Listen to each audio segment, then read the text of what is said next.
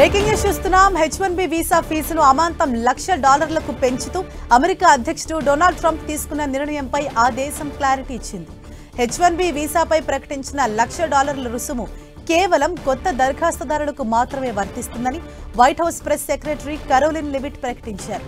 ఇప్పటికే H1B visa ఉన్న వాళ్లకు ఈ నిబంధన వర్తించదని క్లారిటీ ఇచ్చారు. అంతేకాదు, ఇది వార్షిక ఫీజు కాదని వన్ టైం ఫీ అని స్పష్టం చేశారు.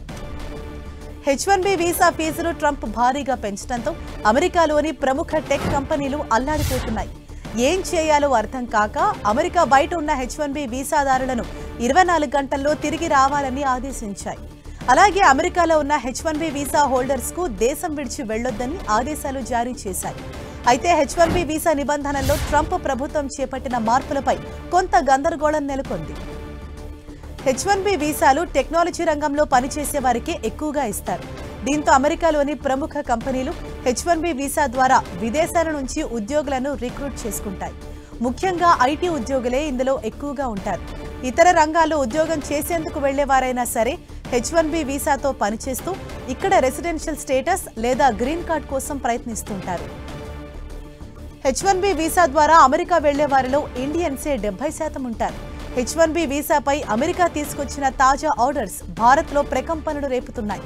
లక్షల మంది భారతీయులు ఈ వీసాల కిందే దశాబ్దాలుగా అమెరికాలో ఉద్యోగాలు చేస్తున్నారు.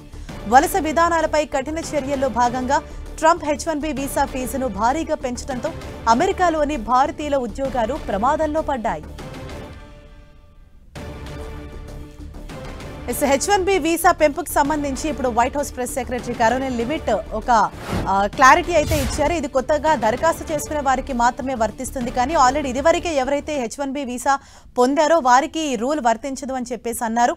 మరోవైపు ఈ H1B వీసాకు సంబంధించి అంటే భారీగా ఆ రుసుము పెంచడంతో ఇప్పటికీ అన్ని టెక్ కంపెనీలు కూడా అలర్ట్ అయిపోయాయి. తమ వారిని తిరిగి రప్పించేందుకు వారు తీవ్రంగా ప్రయత్నాలు చేస్తున్నారు. ఇప్పటికీ అందరికీ కూడా మెయిల్స్ ను పంపారు. ఎవరైతే అమెరికాలో ఉంటున్నారో వారు ఆ దేశం విడిచి వెళ్లొద్దని, అలాగే ఎవరైతే బయట ఉన్నారో వాళ్ళందరినీ కూడా 24 గంటల్లో తిరిగి ఆ దేశానికి వచ్చేయాలని ఇప్పటికే ఈమెయిల్స్ సైతం పంపించడం జరిగింది. ట్రంప్ తీసుకున్న ఈ కఠినమైన డెసిషన్ అన్నది ఎక్కువగా ప్రభావితమైనది మన ఇండియన్స్ అని మనం చెప్పుకోవాలి. ఎందుకంటే 70% ఇండియన్సే ఉంటారు ఈ H1B వీసా హోల్డర్స్. మరి ఇప్పుడు వారికి ఇది ఒక పెద్ద భారంగానే మనం చెప్పుకోవాల్సి ఉంటుంది. కొత్తగా ఎవరైతే H1B వీసాను దరఖాస్తు చేసుకుంటారో వారికి మాత్రమే ఈ రూల్స్ అనేవి వర్తిస్తాయన్నది.